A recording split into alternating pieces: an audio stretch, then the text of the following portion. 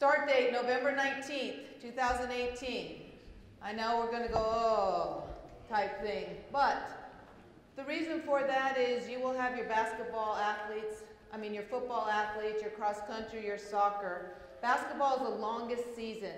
And when the classification alignment committee came together, we looked at the calendar. And we were trying to stop the overlap on both ends.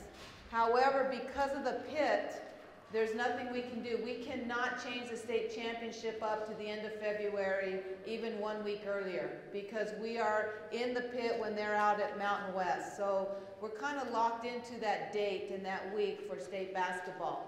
So the only thing that we could do is we could do the start.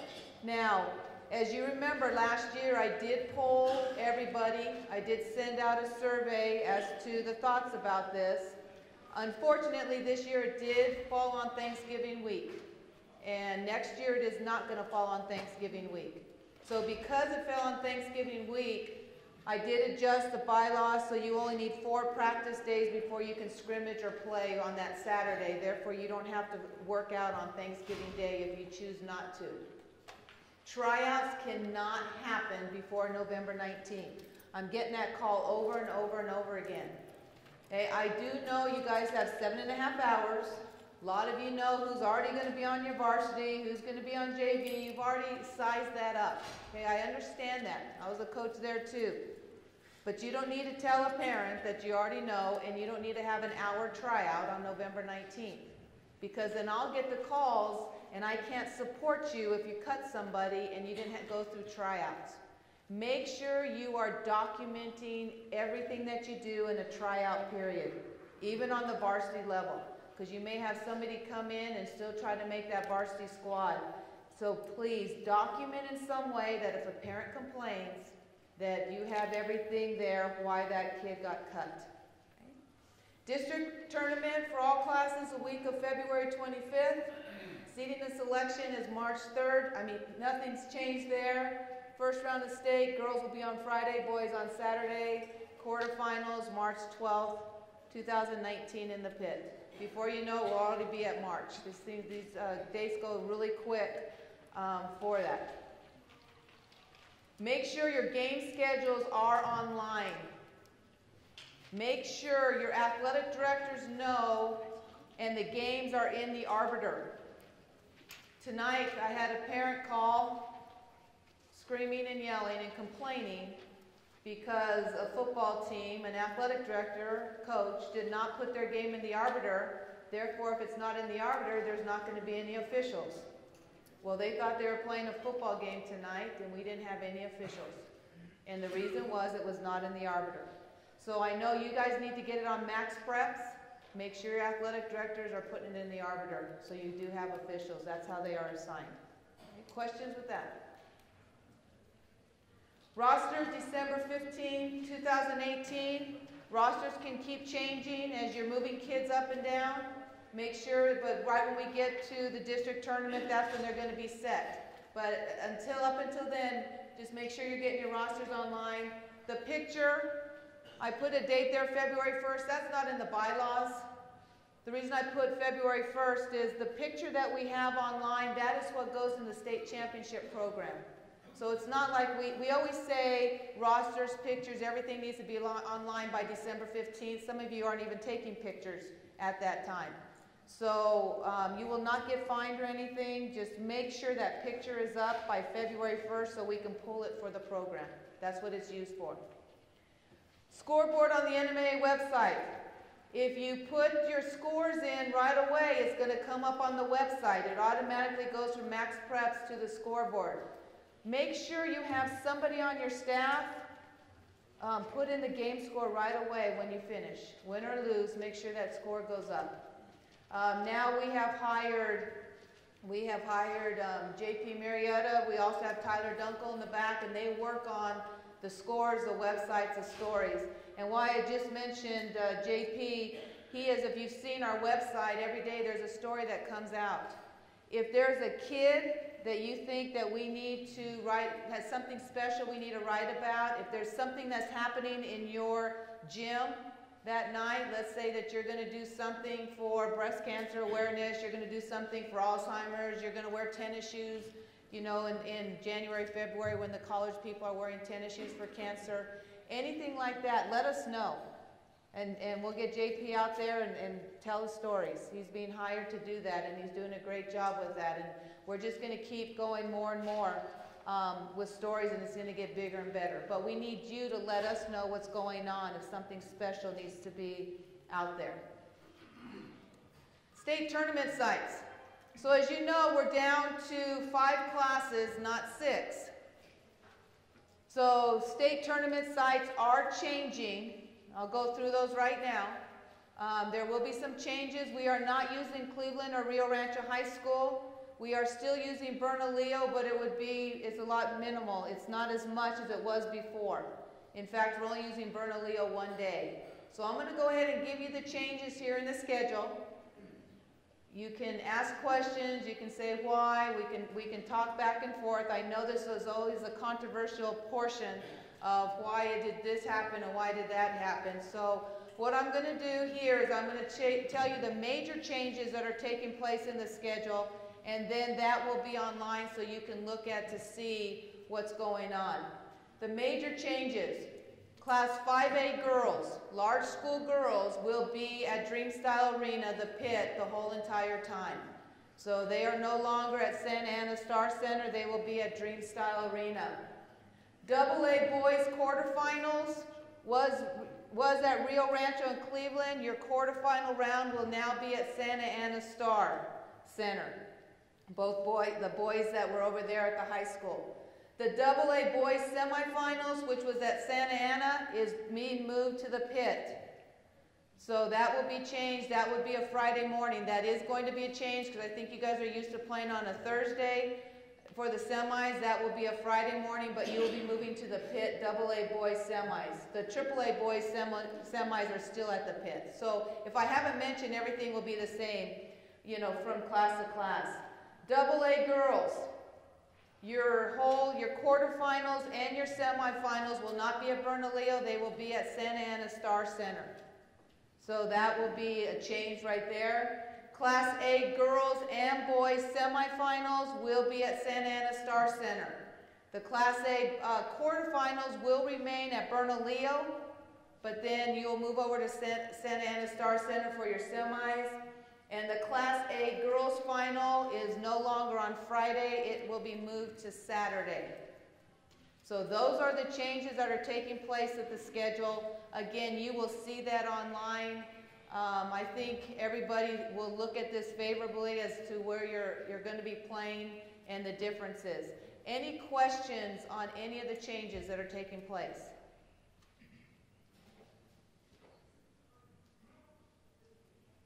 Varsity uniforms, this is not new, just a reminder. White for home, the darkest school colors for away, or black. There are no exceptions to that. So make sure you have that. I already had a call that our uniforms may not be in. Can we wear the light uniforms for away? And I said, no. What did you wear last year? Well, we may not have enough. Well, what did the JV wear last year? You need to wear dark. Find dark. So we need to make sure we stay with dark colors, away, or black. Center circle. Again, this is not a change, just a reminder. In basketball, that center circle is off limits before, during, after the game. Whether you're home or away, the center circle is off limits. Stay on your side of the court. This now has a change for all sports. So it's not just basketball. We hear sometimes, why is it just basketball? Well, it's just been voted on that every single sport, starting with the winter sports this year, will have a change. Even football next year will not be in the center. Okay, baseball will not be at home plate. Okay, we're staying on our side, and then basically it's to compete with class. A little bit of things trickle down from the colleges. You know, Baker Mayfield did that last year, so we're seeing some of that this year, and just a lot of things trickle down. So this is not a change, but just want to let you know it's for every sport now. Seating and selection, nothing has changed here. Hopefully, you're understanding seating and selection. If you're not, there is a video online that you can look at how we seat and select. In fact, this weekend, tomorrow we'll be doing 8-man football and 2A football, and then on Sunday we do soccer, already starting the fall sports. But in all of these, no matter what the sport is, it is data driven. There is no opinion that goes into seating and selection. Now, I know some of you saying, well, there's an opinion when it comes to max preps and, you know, all this, how does max preps work and everything else like that. But all of this data, when we get these data points in our office, again, it's all mathematically done. If you don't understand it and you want me to go through it with you, I'd be glad to go through it with you. But there is also a video online. Any questions? Yes, sir. Has there been any discussion about changing some of these? Every year we take it to the commission. So I'll ask the commission, because that's the data, like I can't go and change something, it goes through the process.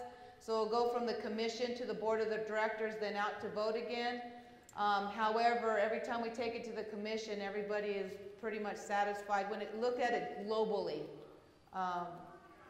Any comments that? I mean, I feel like two of them up there that are really problematic are wins against district champs, because it can be any district champ. I feel like that's a problem, and I also feel like the regular season district standings is a problem too, because it leads to teams scheduling weaker schedules. You mean the order that you finish in district? Yeah.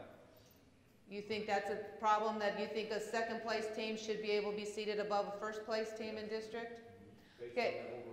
Based on body of work, yeah. Now, we've talked about that with the commission, with the athletic directors, and I can take that back to them. I have no problem. Their reasoning for that is if we don't have district as meaningful, then let's get rid of districts. Now, the Classification and Alignment Committee did talk at one time to get rid of districts, and we did poll the athletic directors, and they wanted districts still. So that is the reason that they would like it in that order. When we get there, honestly, there are many times that we look at it and we know a team is better than another team and they're second versus first, and our hands are tied because, again, it's data driven. But we can bring that back up. That's the reason it is there, so the district play has meaning on there. And then the wins against other district champions, the reasoning that the athletic directors had that one in there and it not just be your district champions is because of scheduling.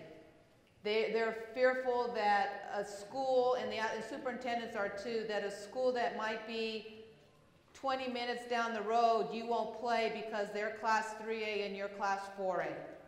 And so they want to make sure that everybody plays everybody within their area, no matter the class. So those are the two reasons, but I have no problem bringing it back. We have a commission meeting in November, and I'll make note and we can bring it back and have discussion. Okay? Yes, sir.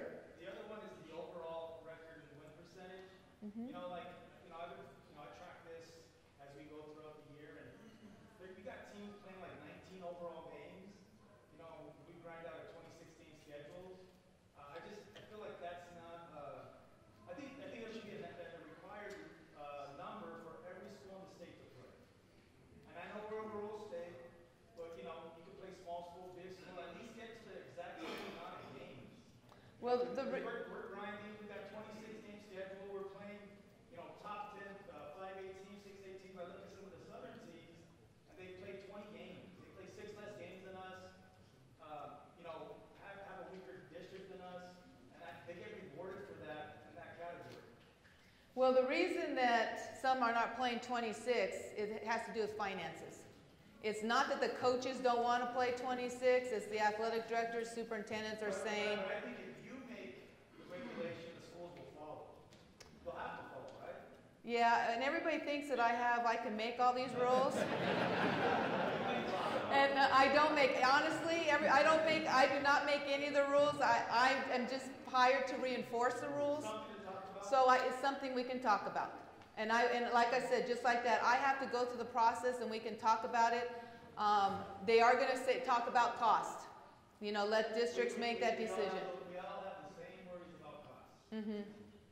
And it might be a different topic now because of the finances are not as bad as they used to be. Because I mean, a few years ago, it was really detrimental in the state. So I can bring that up again on the same time when I bring up the other. I think cost is a poor excuse for the lack of a shot clock as well. So I just think when we talk about cost, there's always going to be cost issues. Okay, now let me get with shot clock. Okay, there's a thing about shot clock. I would not have a problem implementing shot clock if the National Federation passed the rule.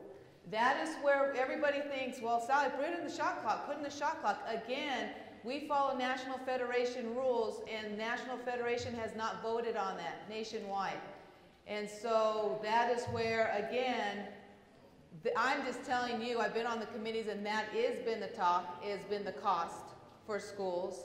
It also has been for officials, now having to train officials on shot clock, and now having to train somebody at the table on shot clock. So there's been a lot of talk in there, but until the National Federation passes that, our hands are tied. So in California, we follow the National Federation rules as well. We have shot clock. No, you did not follow. In fact, they cannot be around the table in basketball. California cannot. CIF? They cannot. CIF cannot in basketball because they do not follow the rules. Texas cannot be around the table in football because they do NCAA football rules. So they cannot be in any conversations in football. So that's just how the National Federation works. And our state association we are 100% state. Yes?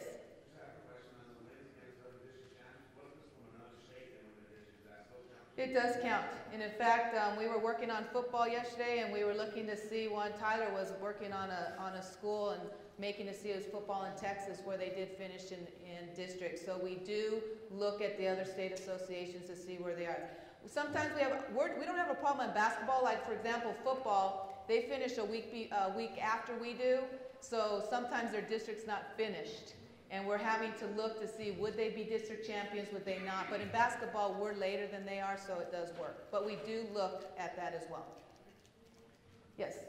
Maybe one classification higher or lower than district Champions? Instead of a 5A school beating a 1A school in some tournament, and then they have a district champion. That's sometimes better.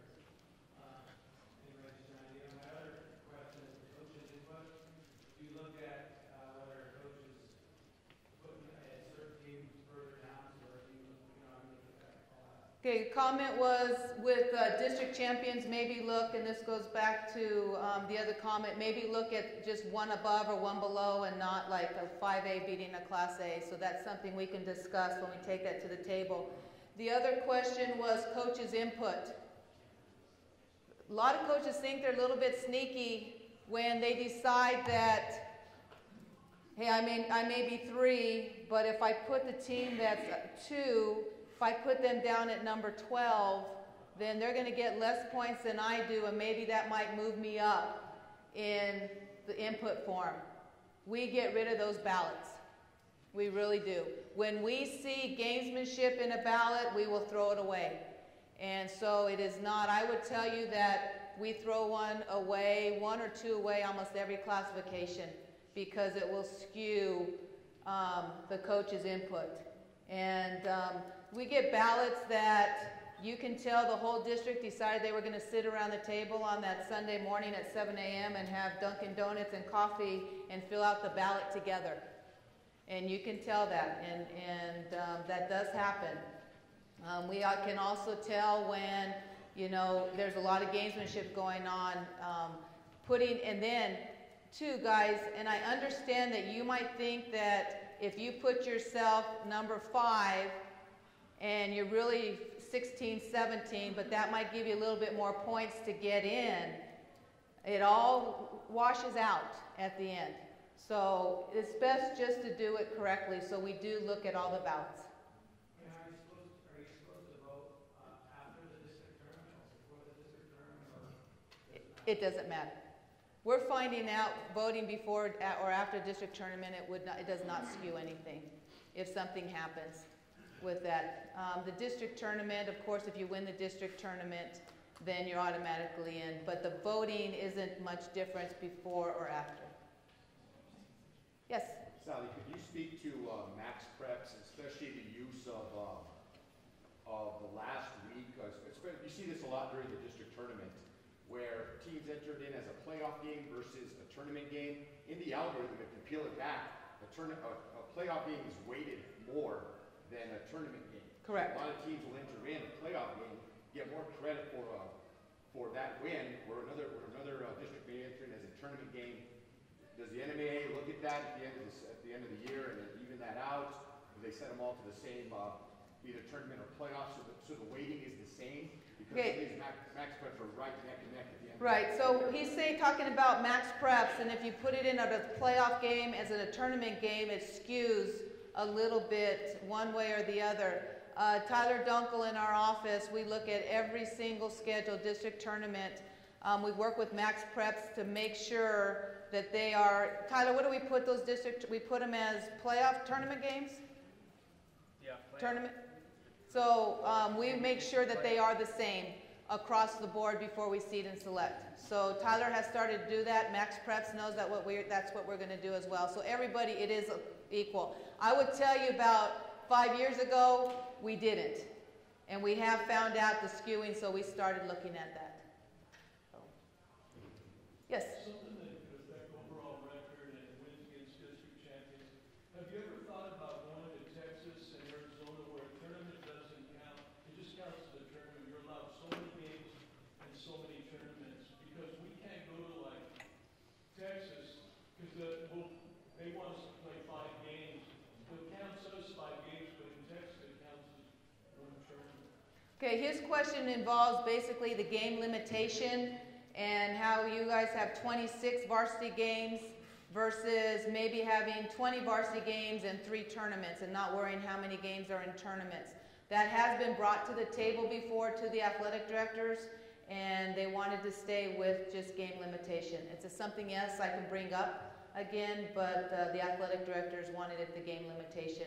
We really heavily started even thinking about it in volleyball because they have pool play and all the stuff going on with volleyball, because they play mega games before even the tournament, and we were looking at that. We looked at it in softball, but once again, the athletic directors wanted to keep it just the games itself. But we can talk about that. Good questions. Any other? Okay, compete with class. We're serious. That's all I can tell you. We are serious.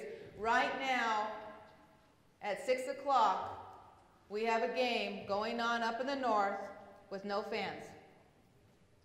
Okay, we are serious about sportsmanship. And that's not only fans, that's coaches, that's kids. This fall, every time that there was a fight on the field in some way, soccer, football, they were in my office and I met with them. I didn't care if it was their first fight, their first ejection, we just cannot tolerate it anymore. The board of directors did pass a bylaw, and you've already heard this, but they did pass a bylaw giving the NMAA, basically myself, a little bit more teeth into suspending coaches, parents, fans from games. Right now we have suspended at least individually 10 parents for 365 for ever watching an NMAA event again, and that's this fall. So we are serious about it.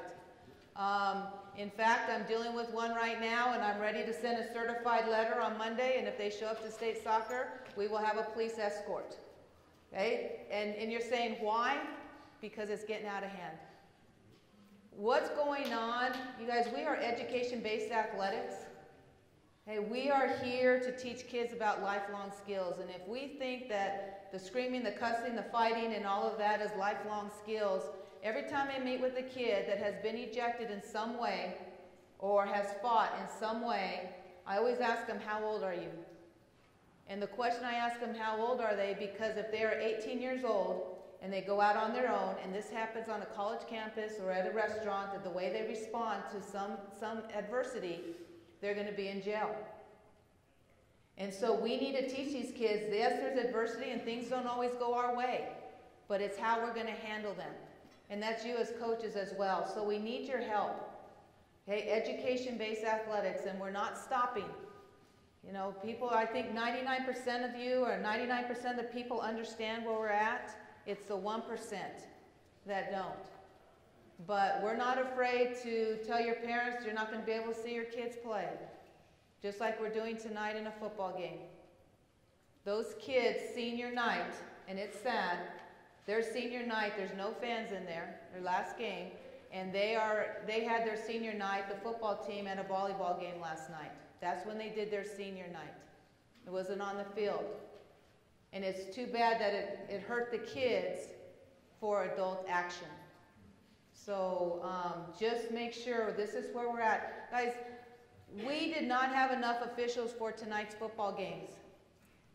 We were calling athletic directors, please, please, can you move your game to Saturday? Jim Murphy's back there. Hope played last night. We were asking people to move games. We do not have enough officials. So coaches, our parents, our fans are not helping that situation. Yes? I applaud you guys for doing that. Thank you. That message should also be kind of out there for the public is aware of it. Mm-hmm. Whether it's you know, our local sports channels or whatever, so that the parents and the fans really get that message. And it is hard. I'm telling you, it's hard. You know, I'm taking a lot of shots, but you know what? I'll stand and take the shots because I believe it's the right thing to do. Our club sports are not doing a very good job at it. You saw what happened in the Yaffle. Guys, we were asked to be on Good Morning America the next day. And I said, I am not going on Good Morning America when I have no control over Yaffle. Then I got an email on Sunday of last week. I guess there was a youth basketball tournament in the metro area, and it was out of hand. I don't know. The location was in Albuquerque, and a parent was saying, can you do anything about it? Well, we don't govern youth activities, so no, I can't do anything about it. But what we can do is we can send the message at the middle school and high school that this is how we behave, and then hopefully that will affect people on down. So we also, too, just so you know, we've had ejections in football. And coaches, you don't think that we have reviewed film, and when an ejection is wrong, we have reversed it. In fact, we reversed 2 this week because there was a mistake, okay? And officials understand that. We communicate with the official. So it is working both ways. We've got to have a partnership because we need officials. And I'm sure you'll be getting calls this year. We need to change your games. You know, we didn't like to do that for tonight, Friday night. We were up a creek where we had 2 6-man playoff games, and we did not have officials to cover the playoff games. And so we were moving people. So please, it starts with sportsmanship. I think there's like a little circle there. We need coaches, we need officials, but then we have the parents, and it's a circle there. So where are we going to stop this circle that we're in right now? And the only place I say that we need to stop it, if we stop in the sportsmanship, we'll definitely have more coaches wanting to coach, and we'll also have more officials wanting to officiate and helping kids. So I need your help, and I will stop, you know, right now and turn it over to Nate, but I really appreciate you guys. I truly do. I've always said this. I do not have a secretary. I have a cell phone that's on 24/7. If you ever need anything, do not hesitate to call. Email, call, I will get back with you. And that's one thing I pride myself on and the staff, that we will return within 24 hours. But thank you for all you do, and I'll turn this over to Nate.